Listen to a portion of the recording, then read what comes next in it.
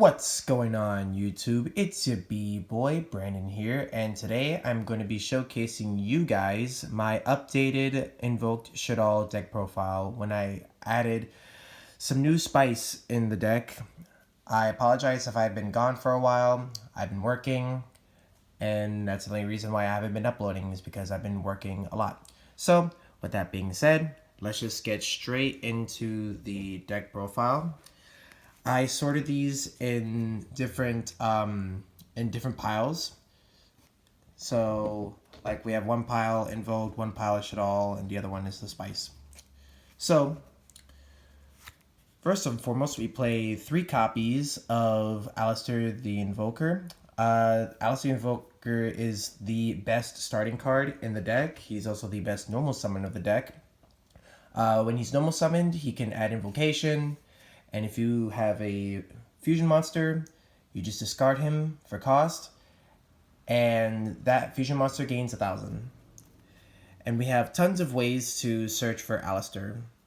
Well, mainly the one way. We have Magical Meltdown. When it's activated, you can add Alistair the Invoker.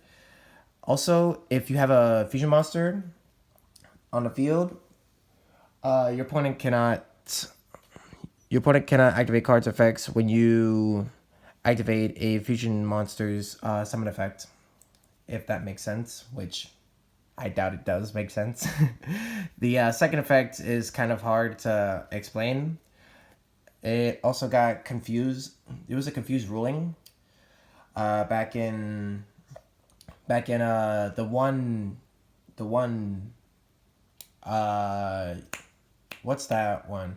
I completely forgot. I know that there was like a confusion ruling for this card, so I wouldn't really worry about that too much. I play 3 Invocation instead of 2.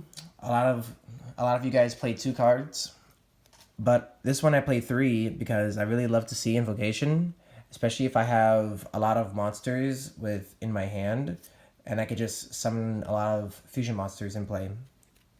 So that is it for the Invoke package. Now let's go ahead into the Shaddoll package.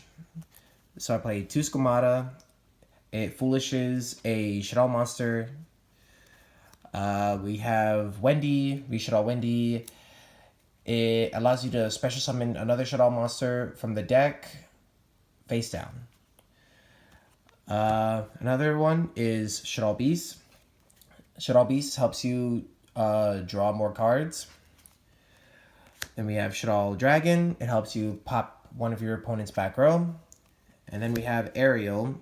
That allows you to banish 3 cards from either player's graveyard. So you're DD Crowing your opponent's graveyard and also your own graveyard as well. So in case you attempt to try to fusion summon using your Alistair the Invoker along with the Invocation. Let's say your opponent attempts to negate your Invocation. You can use Aerial to banish your Alistair from your graveyard, and then use Invocation to shuffle it back to bring back your banished Alistair. So that's why I kept Aerial. And then we also play triple Shaddoll Fusion. This card is broken if you're going second. Whereas this card allows you to fusion summon any Shaddoll fusion monster. And if your opponent has a monster that's special summoned from the extra deck, whether if it's a Synchro, Xyz, Link, anything that's summoned from the extra deck, even Pendulums, you can use this card to fusion summon using your materials from your deck as well, which makes the deck broken. Next we have is Shaddoll Schism. This one is basically like Miracle Fusion for Shaddolls, except that it's a trap card, and if your opponent were to have the same attribute as the monster that you summoned, you could just send that card from the field to the graveyard as well. So that is pretty much it for the Shaddoll package. Now for the new spice that I added in the deck. we are actually adding the Dogmatika package in this deck. So we have 3 Ecclesia in the deck. I've seen people play 1 copy of this card instead of 3. So right now I'm just testing out the 3 copies instead of the 1 copy, because I want to make sure I have my search targets for Nadir Servant, which we do play in this deck. Whereas Ecclesia allows you to summon itself if there is a monster that's special summoned from the extra deck. And if it's normal or special summon, you can add any Dogmatika card from the deck to the hand. Although I wish this card can search for Nadir Servant, but if that was the case, then the deck would have been way too broken. We play 1 Dogmatika Fleur de Lis, the Knighted. This one basically allows you to special summon itself if there is a monster that's special summoned from the extra deck, and if there's a Dogmatika monster that you control, you can negate 1 card that your opponent controls, as long as you control a Dogmatika monster. Next up, we play the 1 copy of Dogmatika Maximus. I've seen some people don't play this card, but I honestly like playing this card because it allows you to send extra deck monsters from the extra deck to the graveyard, and it does the same thing to your opponent. I know that your opponent might have Elder Entity Entis to destroy Maximus, but it really isn't all that terrible, if I'm going to be totally honest with you guys. So that's that. Next, we play 3 copies of Nadir Servant. This card is busted in this deck. It helps you search for any of your Dogmatika monsters, or Fallen Valbaz, which the structure deck is coming out very soon, and I cannot wait to play that card. Or the deck, I'm sorry. So this card basically allows you to send any extra deck monster from the extra deck to the graveyard, and then you have to add a Dogmatika monster that has equal to or more than the monster that was sent to the graveyard. And we play the 1 Dogmatika Punishment, because, Dogmatika Punishment allows you to target 1 face-up monster your opponent controls and destroy it, as long as you send a monster that has equal to or higher than the monster that is controlled. But the only downside with this card is that once you activate it, you cannot special summon monsters from the extra deck during the turn that you activate this card. For hand traps, we play triple Ash, because it's Ash. Triple Effect Veiler, because we need to stop our opponent as much as possible. And 2 Ghost Bell. Ghost Bell, I heard that it's really good now. It essentially stops your opponent from activating their cards from the graveyard. It's basically Ash Blossom, except that instead of negating from deck-related stuff, it negates graveyard-related stuff. Speaking of graveyard-related stuff, we play 1 Call by the Grave, because it's at 1 copy right now. Crossout Designator sounds like a good card, but in this type of build, it's really not that great, because you would have to have played the same card that you would have to play in this deck. Plus, we play a lot of really good cards in this deck to play Crossout Designator. So, in all honesty, this deck doesn't really need Crossout Designator. And the last 2 cards we play in the deck is double Ice Dragon's Prison. This card is really busted.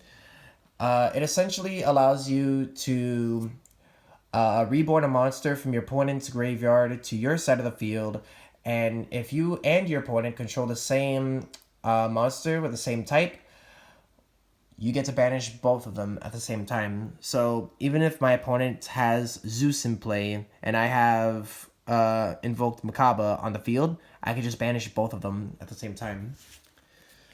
So that is it for the main deck. Now it is time to go for the extra deck. Starting with the Shaddoll package, we play double Winda because I like to make sure that my opponent doesn't play at all with summoning Winda. Then we play the one copy of Apkalon. It essentially helps you search for your Shaddoll Schism if it's sent to the graveyard. And the one card that can recover the Shaddoll Schism, El Shaddoll Construct, it can help you either Foolish Shaddoll Schism or it can help you take it back from the graveyard. Next, we play the Invoke package. We play the one Makaba. I honestly, if I had another copy of Makaba, I would play two of this, but unfortunately, I only play the one copy of Makaba. Next, we play the one copy of Invoked Purgatrio. I love Purgatrio. If you don't play Purgatrio, what are you doing? This card basically allows you to attack as many monsters on the field, and it gains attack equal to the number of cards that your opponent controls, and it does piercing damage. So basically, this card is like a game-ending card. If you don't play this card, I strongly suggest that you play this card. I also play Raijin in this deck. Wind is becoming a very powerful attribute right now due to Flowonderies and Lyrilisk having new supports from Sequel Storm. So if I'm going against a deck that is like that, I can just use their graveyard. I can just use their monsters to bring out the Raijin and just book them from there. And last but not least, for the Invoke package, we also play the one Invoke Dagoides.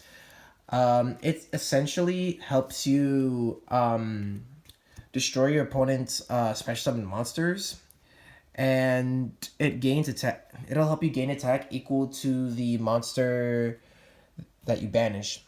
Basically, if you banish a fusion monster from your graveyard, it gains attack equal to the original attack of the card that you banished. So then, we also play Titaniclad, aka Bastard. And this card allows you to either add or special summon one Dogmatika monster from the deck. This card is relatively easy to send to the graveyard. You just have to have the right amount of resources in the deck, such as either Maximus or Nadir Servant, or you could just open up any of the Dogmatika monsters like that. Last, for the fusion cards, we play the one Elder Entity Entis. It's a good send to graveyard target. Whereas if it's sent to the graveyard, you can just target one card your opponent controls and destroy it. I usually like to use this card along with Dogmatika Punishment, simply because you get to pop two cards that your opponent controls and not have to worry about your opponent's board at all. So that's it for the fusions. We only play 5 Link monsters in the deck. Starting off, we play the one Artemis, the Magistus Maiden Moon. It's a good Link 1 target for Alistair to help you go into Makaba. It's relatively easy to summon. I also play Salamangreat Almirage, and we are doing the Secure Garna combo, because there would be at times to where Artemis doesn't really matter as much, or if my opponent doesn't play Ash at all, we can just summon Almirage and Secure Garna to summon out your Makaba and your Purgatrio.